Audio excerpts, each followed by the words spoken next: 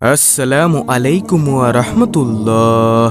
ফজর ও মাগরিবের পর কষ্ট করে ১০০ বার পড়ুন, নদীর জোয়ারের মতো রিজিক আসবে ইনশাআল্লাহ। প্রিয় দর্শক, নদীর জোয়ারের মতো রিজিক আসবে, শুধু কষ্ট করে ফজর ও মাগরিবের পর ১০০ বার এই দোয়াটা পড়ুন।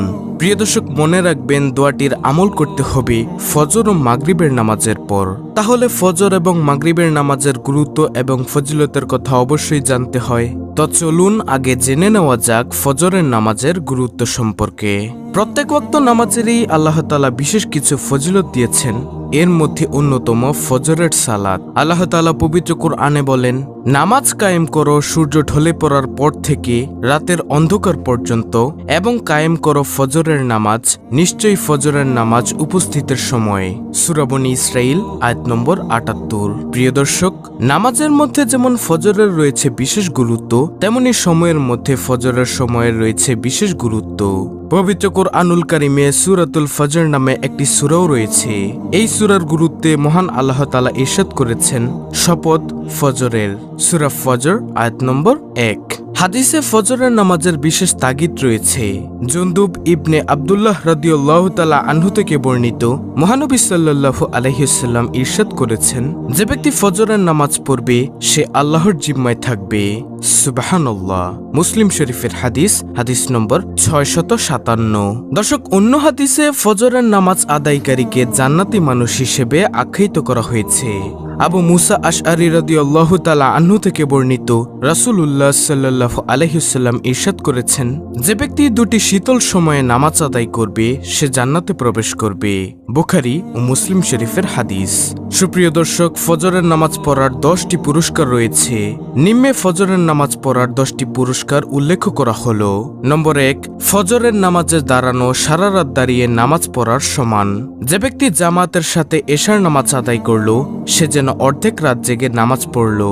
আর যে ব্যক্তি ফজরের নামাজ জামাতের সাথে পড়লো সে যেন পুরো রাত জেগে নামাজ পড়লো। সুবহানাল্লাহ। দ্বিতীয় নম্বর ফজিলত, যে ব্যক্তি ফজরের নামাজ পড়বে সে আল্লাহর জিম্মায় থাকবে। মুসলিম শরীফের হাদিস। তৃতীয় নম্বর ফজিলত, ফজরের নামাজ কিয়ামতের দিন নূর হয়ে দেখা দিবে। যারা রাতের আধারে মসজিদের দিকে হেঁটে যায় তাদেরকে কিয়ামতের দিন পরিপূর্ণ নূর প্রাপ্তির সুসংবাদ দাও। সুবহানাল্লাহ। আবু দাউদ শরীফের হাদিস। চতুর্থ নম্বর ফজিলত, ফজরের নামাজ আদায়কারীদের জন্য রয়েছে সরাসরি জান্নাত প্রাপ্তি। আর যে ব্যক্তি 2 শীতল নামাজ পড়বে সে জান্নাতে প্রবেশ করবে। আর 2 শীতল নামাজ হলো ফজর ও আসর। বুখারী শরীফের হাদিস। তারপরে পঞ্চম নম্বর ফজিলত, রিজিকে বরকত আসবে। আল্লামা ইবনুল কাইয়ুম রাহমাতুল্লাহি আলাইহি বলেছেন, সকালবেলার ঘুম ঘরে রিজিক আসতে বাধা দেয়, কেননা তখন রিজিক বন্টন করা হয়। 6 নম্বর ফজিলত, ফজরের নামাজ পড়লে দুনিয়া আখিরাতের সেরা বস্তু অর্জিত হয়ে যাবে। ফজরের 2 রাকাত নামাজ দুনিয়া ও তার মধ্যে যা কিছু আছে সবকিছুর চেয়ে শ্রেষ্ঠ। তিরমিজি শরীফের হাদিস। প্রিয় দর্শক, আজকের ভিডিওর এই আমলটি আর যে নামাজের পর করতে হবে তা হলো মাগরিবের নামাজের পর। আর মাগরিবের নামাজের গুরুত্ব হলো, মাগরিবের নামাজ দৈনন্দিন 5 ওয়াক্ত ফরজ নামাজের অন্যতম। মাগরিব মানে সূর্য অস্ত যাওয়ার সময়। সূর্য অস্তমিত হওয়ার পর এই নামাজ আদায় করা হয় বলে একে সালাতুল মাগরিব বা মাগরিবের নামাজ বলা হয়। সূর্য পুরোপুরি ডুবে যাওয়ার পর পশ্চিম আকাশে দিগন্ত লালিমা অদৃশ্য হওয়া পর্যন্ত মাগরিবের নামাজ পড়ার সময়। তবে সূর্য ডুবে যাওয়ার পর বিলম্ব না করে মাগরিবের নামাজ পড়ে নেওয়া উত্তম। সহিহ বুখারীতে সালামা রাদিয়াল্লাহু আনহু থেকে বর্ণিত আছে, তিনি বলেন, সূর্য অস্তমিত হওয়ার সঙ্গে সঙ্গে আমরা রাসূল সাল্লাল্লাহু আলাইহি ওয়াসাল্লামের ইমামতিতে মাগরিবের নামাজ আদায় করতাম। আরেক হাদিসে রাসূল সাল্লাল্লাহু আলাইহি ওয়াসাল্লাম বলেন, আমার উম্মত ততদিন কল্যাণের পথে থাকবে যতদিন তারা মাগরিবের নামাজ আদায় তারকা উজ্জ্বল হওয়া পর্যন্ত বিলম্ব করবে না। আবু দাউদ শরীফের হাদিস। দর্শক, প্রতি ওয়াক্ত নামাজ সমানভাবে গুরুত্বপূর্ণ হলেও কোরআন ও হাদিসে মাগরিবের নামাজের আলাদা গুরুত্ব ফজিলত বিবৃত হয়েছে। আল্লাহ তাআলা বলেন, আর সকাল সন্ধ্যায় অর্থাৎ ফজর ও মাগরিবের সময় আল্লাহর পবিত্রতা ও মহিমা ঘোষণা করো, অর্থাৎ নামাজ পড়ো। সূরা আলে ইমরান আয়াত নম্বর ৪১। রাসূল সাল্লাল্লাহু আলাইহি ওয়াসাল্লাম আরো বলেন, যে ব্যক্তি সকাল ও সন্ধ্যায় নামাজ আদায় করতে মসজিদে যায়, যতবার যায় আল্লাহ তাআলা ততবারই তার জন্য জান্নাতে আতিথেয়তার উপকরণ প্রস্তুত করেন। বুখারী শরীফের হাদিস। প্রিয় দর্শক, মাগরিবের নামাজের পর 2 রাকাত নামাজ পড়া সুন্নতে মুআক্কাদা। এর ফজিলত প্রসঙ্গে রাসূল সাল্লাল্লাহু আলাইহি ওয়াসাল্লাম বলেন, যে ব্যক্তি গুরুত্বের সঙ্গে মাগরিবের পরের 2 রাকাত সুন্নত নামাজ আদায় করেন তার জন্য জান্নাতে একটি ঘর নির্মাণ করা হয়। সুবহানাল্লাহ। তিরমিজি শরীফের হাদিস। দর্শক, এখন আমি আপনাদেরকে মূল আমলটি সম্পর্কে জানাবো। তা হলো কোন আমলটি করলে নদীর জোয়ারের মতো রিজিক আসবে, আর সেই আমলটি হলো ইস্তেগফারের আমল। এই ইস্তেগফার, এই ছোট্ট দোয়াটি অর্থাৎ আস্তাগফিরুল্লাহ আস্তাগফিরুল্লাহ ওয়া আতুবু ইলাইহি, ইস্তেগফারের এই ছোট্ট দোয়াটি যদি আপনি ফজর ও মাগরিবের নামাজের পরে যদি কমপক্ষে 100 বার করে পড়েন তাহলে ইনশাআল্লাহ আপনার আর কোনো কিছুর অভাব থাকবে না। ইস্তেগফারের পরিপূর্ণ ফজিলত সম্পর্কে আপনি জানলে অবাক হয়ে যাবেন। দর্শক, ইস্তেগফার মানুষের পরকালকে যেমন সমৃদ্ধ করে তেমনি দুনিয়ার জীবনকেও সুন্দর করে। ইস্তেগফার অর্থ ক্ষমা প্রার্থনা করা। ক্ষমা প্রার্থনা কেবল পাপ থেকে মুক্তি নয়, বরং ক্ষমা প্রার্থনা মানব জীবনের যাবতীয় সংকট ও বিপদাপদ থেকেও মুক্তির হাতিয়ার। বুজুর্গ আলেমদের মতে ইস্তেগফারের অসংখ্য উপকার রয়েছে। মানুষ যদি খাঁটি দিলে বেশি বেশি ইস্তেগফার করে তাহলে আল্লাহ তাআলা বান্দাকে অসংখ্য পুরস্কার দান করেন। মহান আল্লাহ তাআলা পবিত্র কুরআনুল কারীমে সূরা নূহের 10 থেকে 12 নম্বর আয়াতে 6টি পুরস্কারের ঘোষণা করেছেন। সেগুলো হলো, নম্বর 1, আল্লাহ তাআলা ইস্তেগফারকারীর সব পাপ ক্ষমা করে দিবেন। মানুষের পাপের কারণে যে আযাব গজব অবধারিত হয়ে গিয়েছিল তা আল্লাহ তাআলা দূর করে দিবেন। যেমন হযরত ইউনুস আলাইহিস সালামের জাতি যখন আযাব প্রত্যক্ষ করেছিল তখন তওবা ইস্তেগফার শুরু করে দিয়েছিল। ফলে আল্লাহ তাআলা তাদের গুনাহসমূহ ক্ষমা করে এবং তাদের উপর থেকে ভয়ানক আযাব সরিয়ে দিয়েছিলেন। প্রিয় দর্শক, ইস্তেগফারের আরেকটি গুরুত্বপূর্ণ পুরস্কার হলো নম্বর 2, রহমতের প্রবল বৃষ্টি বর্ষণ করবেন।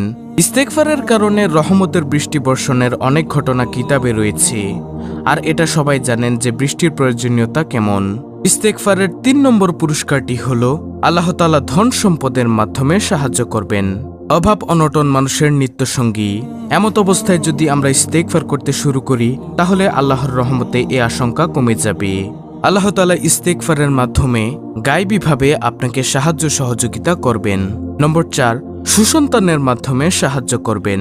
বিয়ের পর সন্তান লাভের জন্য মানুষ অনেক চেষ্টা করে, কেউ যায় মাজারে, কেউ বা পরে ভণ্ডের খপ্পরে, কেউ ঈমান হারায়, আবার কেউ অর্থ খোয়ায়, কিন্তু সন্তান পায় না।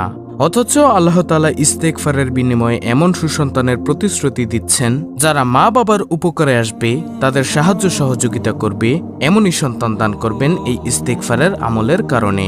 নম্বর 5, বাগবাগিচা দান করবেন, অর্থাৎ ফল ফলাদি, শাকসবজি, তরিতরকারি এবং ফসলাদিতে অনেক প্রাচুর্য দান করবেন, ফলে খাদ্যের কোনো অভাব হবে না। নম্বর 6, নদী নালা প্রবাহিত করবেন। বর্তমানে নদী নালার বহমানতা একেবারেই কমে গেছে। বহু নদী শুকিয়ে খেলার মাঠে পরিণত হয়েছে। সাধারণত জেলেরা দূর দূরান্তে ঘুরে বহু কষ্টে মাছ ধরলেও গ্রামের ছেলেদের জন্য এখন মাছ ধরা স্বপ্নে পরিণত হয়েছে। তাই ইস্তেগফার করতে থাকলে আমাদের পানি এবং মাছ কোনোটিরই সংকট থাকবে না। পবিত্র কুরআনের সূরা হুদের 3 নম্বর আয়াতে মহান আল্লাহ তাআলা ইস্তেগফারের আরও 2টি পুরস্কারের ঘোষণা দিয়েছেন, আর তা হলো সুখময় জীবন দান করবেন। সুখময় জীবন দান করবেন। বর্তমানে বহু তরুণ তরুণী এবং বহু দম্পতি অশান্তির আগুনে জ্বলছে, সুখের সন্ধানে হন্য হয়ে ঘুরেও ব্যর্থ হচ্ছে, অথচ কোরআন সুখময় জীবনের পথ নির্দেশনা দিচ্ছে। নম্বর 8, ইস্তেগফারের আমলে সম্মানিতদের সম্মান বৃদ্ধি করবেন। বর্তমানে অনেক জ্ঞানীগুণী শিক্ষিত সম্মানী লোক আছেন যারা সমাজে কাঙ্ক্ষিত মর্যাদা পান না, তারও কারণ এই ইস্তেগফার। ইস্তেগফারের আমল করলে তারা সেই সম্মানটা পাবেন। ইস্তেগফারের আরও একটি পুরস্কারের ঘোষণা দিয়েছেন আল্লাহ তাআলা সূরা হুদের 52 নম্বর আয়াতে, আর তা হলো শক্তি বৃদ্ধি করে দিবেন। বর্তমানে আমরা সর্বক্ষেত্রে দুর্বল। আমরা যদি বেশি বেশি ইস্তেগফার করি তাহলে তিনি আমাদের শারীরিক শক্তি, সামাজিক শক্তি, অর্থনৈতিক শক্তি, সামরিক শক্তি এবং রাষ্ট্রীয় শক্তির সঙ্গে গায়বী শক্তি যুক্ত করে দিবেন। সূরা আনফালের 33 নম্বর আয়াতে বর্ণিত হয়েছে আরও একটি পুরস্কার, আর তা হলো ইস্তেগফারের আমল করলে আযাব গজব দেবেন না। আমরা যদি বেশি বেশি ইস্তেগফার করতে থাকি তাহলে তিনি আযাব গজব দূর করে দিবেন, অর্থাৎ আল্লাহ তাআলা আমাদেরকে হেফাজত করবেন। তো প্রিয় দর্শক, এই হলো আমাদের আজকের ভিডিওর আমল, ইস্তেগফার করা। অত্যন্ত গুরুত্বপূর্ণ একটি ভিডিও। ভিডিওটি ভালো লাগলে অবশ্যই চ্যানেলটিকে সাবস্ক্রাইব করে পাশে থাকা বেল বাটন অল বাজিয়ে দিবেন।